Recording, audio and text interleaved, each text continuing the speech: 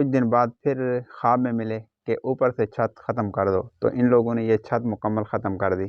اچھا بھائی، آج میں اس قبر پہ ہوں جس قبر والے کو 10 سال بعد قبر سے نکال کر گھر لے آئے۔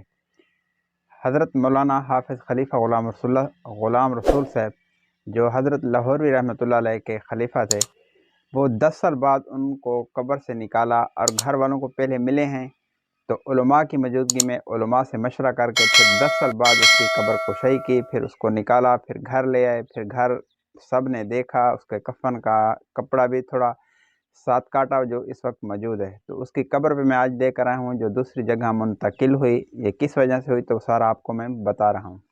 یہ دیکھیں، حضرت مولانا حافظ خلیفہ غلام رسول صاحب، خلیفہ حضرت مولانا غلام حسن سواگ، شیخ التفسیر حضرت مولانا احمد علی لاہوروی، حضرت مولانا شمس الحق افغانی، یہ ان حضرات کے خلیفہ رہ گئے اور بڑی ہی خدمت کی۔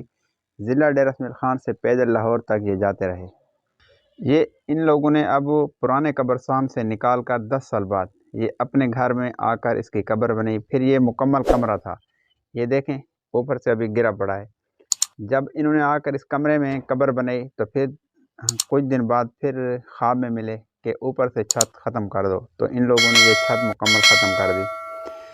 تو یہ ایسا سادہ انسان تھے، درویش انسان تھے، ایسے اللہ والے تھے، ایسی مشقت کی کہ 10 سال بعد جب ان کو قبر سے نکالا تو خدا کی قسم گھر میں لے آئے میت۔ ہم بالکل مقامی لوگ ہیں، ہم ان کے قریبی ہیں۔